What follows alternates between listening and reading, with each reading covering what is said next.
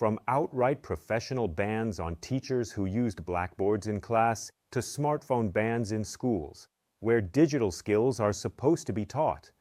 Introducing new media into education is rarely easy and almost never free of resistance and criticism. In this video, we take a brief journey through time, starting with the days of the philosopher Socrates and continuing to the present day. We look at the absurd and sometimes rather bizarre reactions that the use of new media in education has triggered.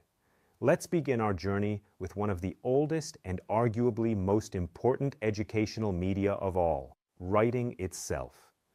Over 2,400 years ago, it had long been part of everyday life in ancient Greece. It was the ultimate tool for recording and passing on knowledge. But not everyone saw this as progress. Quite the contrary. Socrates, one of the most famous philosophers, was very critical of writing. He feared that writing would weaken memory and distract people from thinking for themselves. Knowledge, he believed, arose from lively conversation, not from symbols on papyrus. Written words could not answer questions, explain themselves, and above all, take responsibility for what they claimed. They only appeared to be alive. Ironically, we only know all this today because his student Plato wrote down Socrates' criticism in the dialogue Phaedrus. Let's now return to the present. The debate about writing is strikingly reminiscent of today's discussions about digital media and the fears that technology will replace independent thinking. Something to think about to close this chapter. Among other things, Socrates criticized writing for not providing answers. What would he have thought of ChatGPT? Would he have seen it as progress or exactly what he always warned against? From ancient times, we now take a big leap forward to the late 18th and early 19th century. During this period, a medium was introduced that is now an indispensable part of every classroom, the blackboard. It is not possible to say with certainty when exactly the blackboard was first used. Some sources cite the year 1760, others mention 1801. One thing is certain, sometime during this period, the blackboard found its way into the classroom and changed it profoundly.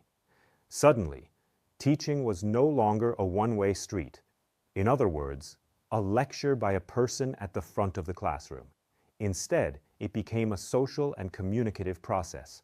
The blackboard made it possible to work on and discuss content together. But not everyone was enthusiastic about its introduction. When the first teachers began working with large blackboards, they encountered fierce resistance, so strong that it actually led to outright professional bans. Seems hard to believe today, right? Let's look at another blackboard-related story from Yale University in the USA in 1830. At that time, it was customary for students to be allowed to use their textbooks for geometry problems, even during exams. The necessary geometric figures, for example for conic sections, were printed directly in the textbook. A mathematics professor wanted to try something new and introduced the blackboard, both in lectures and in exams. Students were now required to draw the figures on the blackboard from memory and without using a book. This was not well received. The majority of students refused to take the exam. They went on strike. The university reacted harshly. Over 40 students, almost half of the entire class, were expelled. The incident went down in history as the Conic Sections Rebellion. We can see that the blackboard did not have an easy start. Our journey continues. Perhaps you already have an idea what I'm going to talk about. Schools are closed. In-person classes are canceled. Chaotic homeschooling. Parents are caught between work and homework. Children who would rather be outside playing with their friends. Sounds familiar, right? But no, we haven't landed in 2020. It's actually 1937, and the name of the crisis is not COVID-19, but polio. In the fall of that year, a polio outbreak hit the city of Chicago with full force. The start of classes was postponed, but schools didn't want to give up on learning altogether. So the city launched a large-scale homeschooling project, probably the first of its kind. Over 300,000 students in grades 3 to 8 were to learn from home, not via video conferencing, as we did during the times of the coronavirus, but via radio. Lessons were broadcast daily, including mathematics, English, and science. There was a separate program for each grade level, which was broadcast on different stations. Local newspapers printed worksheets and parents became substitute teachers. However, practice quickly revealed the limitations of the whole system. Only about 60% of households even owned a radio at the time, while some parents set up multiple devices so that their children could follow the different programs for their respective grade levels in different rooms. Many families had no access to the lessons at all. This is a problem that has become all too familiar to us since the coronavirus pandemic. It was also a difficult time for teachers. Without direct contact to the children, they felt powerless, and many were afraid that this new technology would one day replace their profession. Almost 100 years later, we can see that the challenges have remained the same, only the underlying technology has changed. Finally, perhaps one more comment. Although radio never really established itself as an educational medium, learning via audio is currently experiencing a renaissance with podcasts.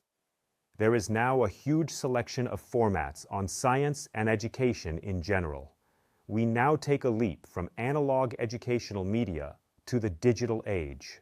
If, as we heard earlier, a blackboard could cause uproar and even lead to professional bans, then one can imagine the drama and scandals that ensued when computers were introduced into classrooms.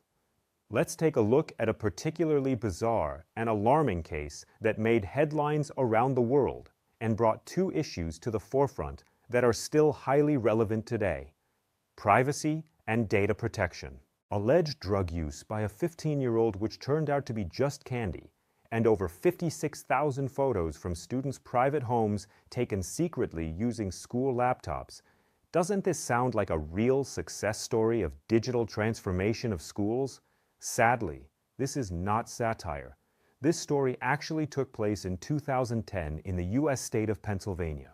In the Lower Merion School District, around 2,300 high school students were given laptops. Intended to modernize teaching, the devices had special software pre-installed that, according to the school, was supposed to help locate lost or stolen laptops.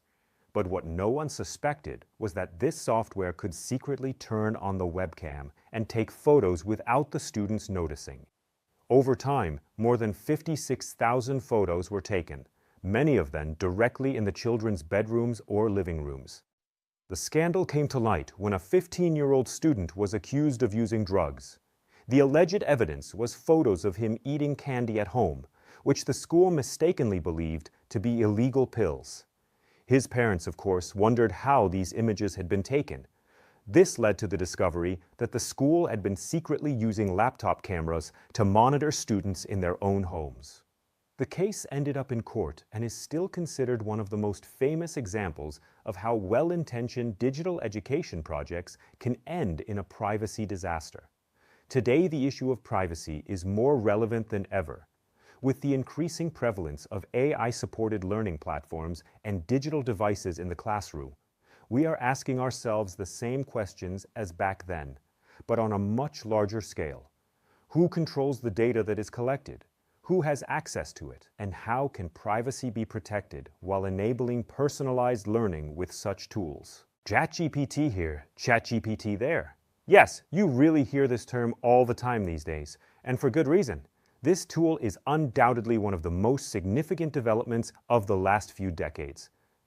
It is hardly surprising that such a tool, especially when used in education, initially meets with criticism and resistance. However, initially is a flexible term here, as discussions started when it was released in 2022 and continue to the present day. A particularly noteworthy incident occurred at a university in Texas in 2023. A professor suspected that several papers had not been written by his students, but that ChatGPT had been used. To investigate his suspicions, he quickly created his own ChatGPT account. He then uploaded the papers there and asked the chatbot if it had written them. The chatbot replied several times that the respective texts were written by it. For the professor, that seemed to settle the matter. He gave the students a failing grade. The problem, however, is that ChatGPT cannot prove whether a text was created by it. The professor misinterpreted the answers as evidence and drew the wrong conclusions. Many of the accusations might have been unfounded. This incident highlights two key challenges. On the one hand, there is a risk that learners will rely entirely on ChatGPT and have their work created entirely by such tools, rather than using them only as a support. On the other hand, it is extremely difficult for teachers to ultimately prove beyond doubt that such tools have been used, and it is equally challenging to set clear limits for their permissible use. We have now reached the end of our brief journey through time, and we have arrived in the year 2025 in Austria. Since May 1st, 2025, a nationwide ban on cell phones has been in effect in schools up to and including the 8th grade. For all students aged 6 to 14, this means that cell phones must be turned off and put away in school buildings, and even during breaks. Unless, of course, they are explicitly needed for lessons.